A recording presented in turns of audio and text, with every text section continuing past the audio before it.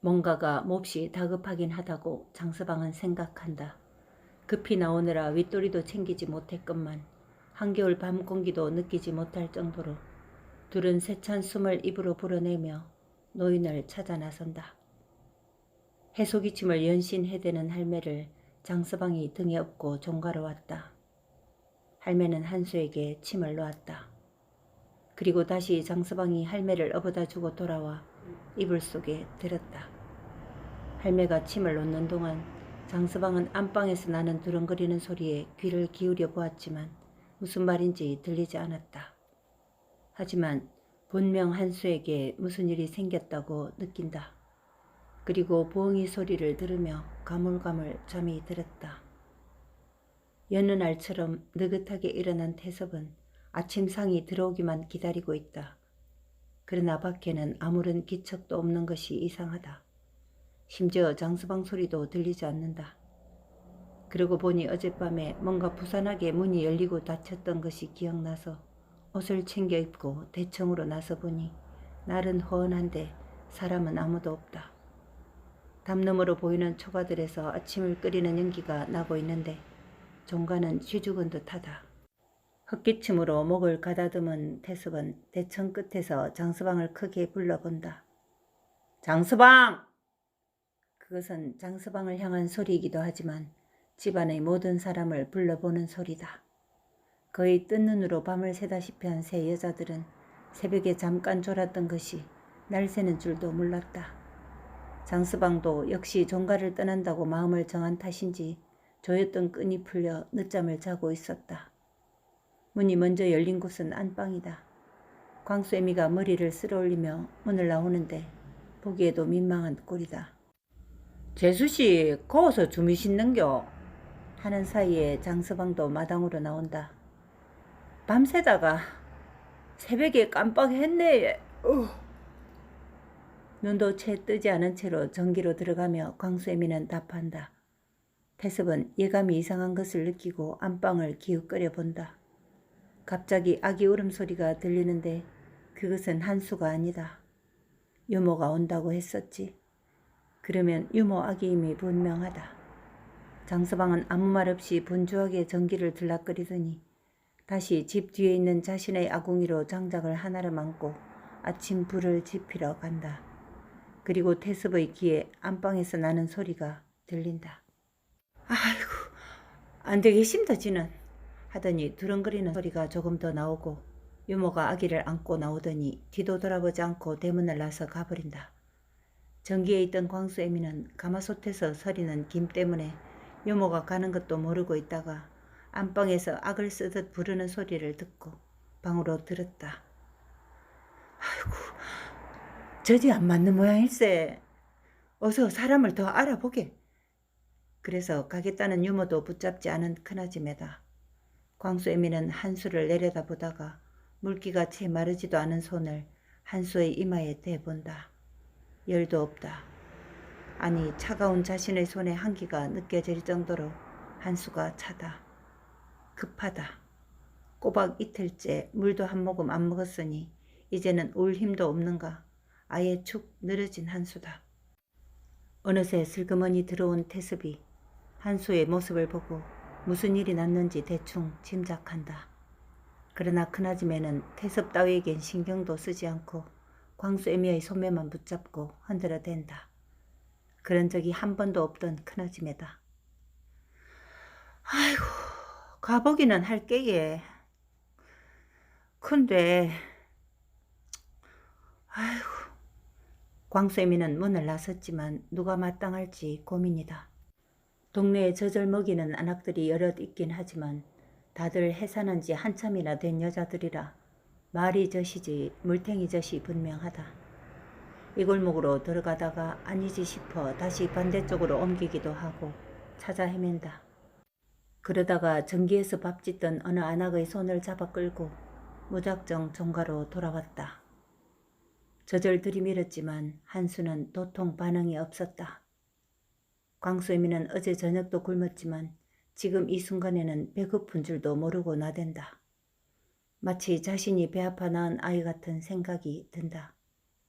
종가 식구들 누구도 아침을 먹지 못했다.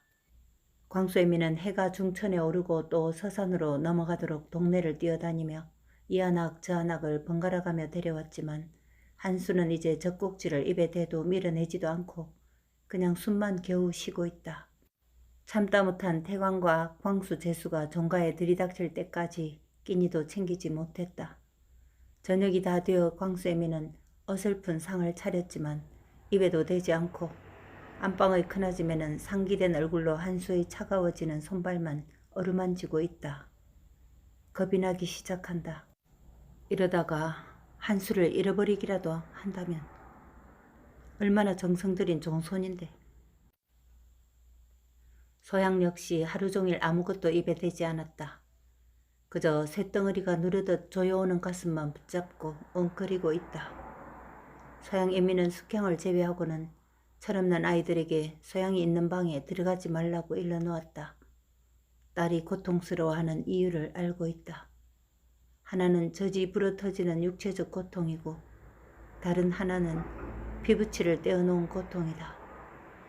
그러나 숙향이를 통해 듣고 숙향이를 통해 전하며 전방을 지킨다. 대포집 아지매가 왔다. 어떻노? 한마디 묻는다. 그 한마디가 전부를 묻고 있다. 많이 아픕니다. 맥을 놓고 있던 소양애미는 손님도 없는 전방 속의 무엇을 보는지 시선이 한 곳에 머물며 긴 한숨을 쉰다. 글쎄. 대포 아줌매도 소양애미 옆에 앉는다. 무슨 날이라 손님도 없지? 화제라도 돌려볼 마음으로 물었지만 소양애미는 못 들은 모양이다. 바로 옆에서 하는 말인데도 아무 대답이 없다. 두 여자가 한쪽으로 시선을 두고 나란히 앉아있다. 대포 아줌매가 들고 온 무엇을 무릎 위에 올려놓고 있다가 아이고 내 정신 좀 봐라. 아나 이거 소양이 미기 봐라. 물란가 모르지만서도 하고 소양애미에게 밀어내지만 역시 소양애미는 넋이 나간 것처럼 아무 반응도 없다. 고개를 안쪽으로 돌려 숙향아 하고 불러본다. 숙향이 나오자 아나 이거 소양이 미기라잉. 아직 뜻이다. 어떻노 언니? 하고 이번에는 숙향에게 묻는다. 뭡니까? 국입니까? 제법 처녀티가 나는 숙향이 냄비를 들어 올려 뚜껑을 열어본다. 아이고 물란가 모르겠네. 엄마가 하루 종일 해줘도 입에도 안 되던데. 숙향이 중얼거리며 냄비를 들고 방으로 들어간다. 내 좀 들어가 봐도 되나? 대포 아줌매가 이렇게 조심스레 묻는 사람이 아닌데 소양애미에게 조심스레 묻고 있다. 소양애미가 아무 대답도 않자 대포 아줌매도 다시 빈 전방을 한참 쳐다만 보다가 네 간다잉. 아휴 자꾸 하고 나가다가 다시 돌아서서 극하지 말고 그만 들어가거라. 문은 내가 닫아줬구마 하더니 전방 덧문을 하나씩 끼워 넣고 전기불까지 끄고 가버린다. 그때까지도 소양애미는 그대로 앉아있다. 아픈 딸을 위해 해줄 수 있는 것이 오죽 많겠느냐만 지금 소양애미는 아무것도 해주지 않는 것이 오히려 도움이 될 것 같아서 얼굴을 마주하는 것조차 피하고 있다. 또 저렇게 아픈 것이 다 부모 탓이라 생각이 들어 더욱 소양을 보기가 어렵다. 숙향은 그런 언니나 엄마의 마음을 아는 양 중간에서 왔다 갔다 하며 때론 동생들도 잘 챙기고 있다. 눕지도 않고 웅크리고 있는 소양은 뭐라 중얼거리는 숙향의 소리도 제대로 들리지 않는다. 감고 있는 눈 속에는 한없이 어두운 깊고 큰 공간이 있고 그 속에 태봉의 여러 모습들이 떠다닌다. 무엇보다도 한수가 손을 허우적거리며 오물거리는 입을 젖꼭지에 대는 모습이 보일 때마다 가슴이 터질 듯 아파 양팔로 짓눌러댄다. 태섭의 방에 앉은 장서방은 내일 떠나겠다고 말했다. 이미 한 차례 말해놓은 탓에 태섭도 당황하지는 않지만 그래도 다른 머슴을 구할 때까지는 있을 줄 알고 있었다. 꼭 그래 갈 낀가? 가지 말라는 말을 하는 대신에 장서방에게 나무라는 말로 대신한다. 광수 아버지가 사람은 있다고 합니다. 낮에 태광에게도 기뜸을 한 참이었다. 하긴 한겨울 일이 없는 마당에 입칠이라도 할 수 있는 머슴살이는 서로 하려고 하는 참이다. 알았네. 할 수 없지 뭐. 그래도 쓸만한 머슴이었는데 하는 속내는 있지만 태섭도 단념한다. 장서방은 고개를 숙여 인사를 하고 자기 방으로 간다. 짐이라고는 해도 가방 하나도 채 못 채울 만큼이다. 아침에 주섬주섬 집어넣으면 되지 하는 마음으로 등을 구들에 덜렁 눕히는데 광수 애미가 부르는 소리가 들린다. 신발을 돌려 신는 중에도 기다릴 수 없다는 듯 재촉하는 광수 애미의 말에 빠른 동작으로 안방까지 들어간다. 태섭도 있다. 눈두덩이 움푹 들어간 큰아줌매는 한껏 황급한 긴장감이 서린 얼굴이다. 무슨 수를 써서라도 지금 당장 갔다 오세요. 태섭을 보고 큰아줌매가 말하고 있다. 내일 날 세모 가지. 한밤중인데. 태섭은 큰아줌매만큼 긴장감은 없다. 큰아줌매는 그런 서방을 잠시 바라보다가 눈길을 장서방에게로 돌려. 장서방, 지금 당장 소양이를 좀 데리고 오게. 지금 당장. 비로소 장서방은 이해가 간다. 한수를 위해 소양을 급히 데리고 오라는 말인데 태섭이 내일 날 새면 가라고 말하는 것이다. 장서방도 방 가운데 누워있는 한수를 본다. 꼼짝도 안 한다. 눈을 감고 있다. 가끔씩 숨만 쉬는 것이 보인다. 소양이 남긴 피부치인데. 태섭은 다리를 바꿔 꼬고 헛기침을 하며 장서방을 본다. 회장님, 차를 대절해야 되겠습니다. 어떤 차든지 도라꾸든지 지프차든지 뭐든 지금 이 차 저 차 바꿔 타고 기차까지 갈아타고 갔다 오면 한 3일 걸립니다. 뭐 그나저나 자네는 뭐 어딘지 알기는 하나. 장서방이 삼천포를 2번이나 발걸음했지만 종가의 말을 하지 않은 탓에 태섭도 모르고 있다. 삼천포에서 소양이 찾는 게 무슨 어려운 일입니까? 빨리 차나 한 대 대절해 보시지요. 오후가 지나고 저녁이 되자 초조해 가던 큰아줌매의 마음이 밤이 된 후 더 축 늘어지는 한수를 보고서야 급기야 다른 방법이 없다 생각이 들어 소양을 불러오라 재촉하고 있는 것이다. 아, 이 밤중에? 태섭은 전혀 한수의 다급함을 모른다. 마음이 조급해진 장서방은 버럭 자신도 모르게 소리를 지른다. 함창에 가면 산판하는 도라꾸도 있고 탄광에서 일하는 차도 있지 않습니까? 밤중에 둘이 길을 나서서 대절한 것이 산에서 나무를 실어 나르는 도라꾸였다. 그나마 큰 돈을 줄 것을 약조했지만 얼마를 줄 것이며 언제 줄 것인가도 말할 시간도 없이 재촉을 해대는 장서방의 성화에 운전수는 우선 길을 나선 것이다. 털털거리기는 해도 운만 좋으면 쉬지 않고 갈 수 있는 장점이 있다. 날이 새면 간다던 장서방은 지금 가기는 가고 있지만 그것이 서울이 아니고 삼천포다. 고물 도라꾸가 길가에서 퍼지는 것이 흔한 일이었지만 한수의 명이 경각에 달한 것을 삼신 할매가 도와서인지 태봉 우물에 들인 정성 탓인지 모르지만 밤새 달려도 아무 탈 없이 삼천포까지 다다랐다. 어둑어둑해지는 늦은 오후였다.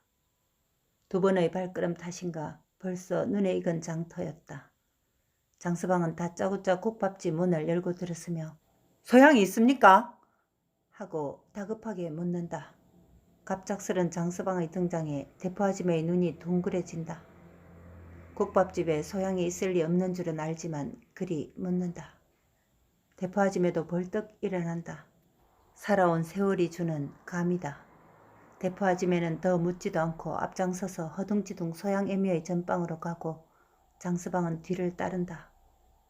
이옵니다. 대포아줌매가 전방 문을 열어주기는커녕 오히려 한편으로 비켜서며 장서방을 바라본다. 장서방은 기다릴 것도 없이 문을 열고 불쑥 들어가 소양을 부른다. 소양아! 소양아! 전방에 앉아있던 소양애미도 놀라서 미처 말을 못하는 사이에 대포 아지매가 들어와 소양애미의 손을 잡고 이리저리 눈치를 보는데 방문이 왈칵 열리고 소양이 엎어진 듯 기어 나온다. 와예, 한수가 예? 누가 말하지도 않았다. 그러나 소양이 제일 먼저 묻고 있는 것이 한수였다. 장서방은 말이 필요 없다. 주위 사람에게 인사를 할 시간도 없다. 빨리 가자. 차가 기다린다. 하고 소양을 붙들어 일으킨다. 가다이 어디를 간다고 예? 소양애미가 소양의 팔을 잡으며 장서방을 보고 묻는다. 그러나 소양은 그런 엄마를 제치고 마루 밑의 신발을 찾는다. 장서방은 자신이 사준 신이 거기 있는 걸 보고 금방 소양에게 들려준다. 엄마 내 간대.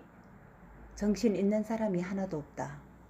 장서방도 설명하지 않았고 소양도 왜 장서방이 왔는지 묻지도 않았다. 대포집 아줌매도 그냥 어안이 벙벙하다. 언제 나왔는지 소양애미 옆에 서 있는 숙향도 마냥 손을 놓은 채 장서방이 부축하여 나가는 소양을 보고 있다.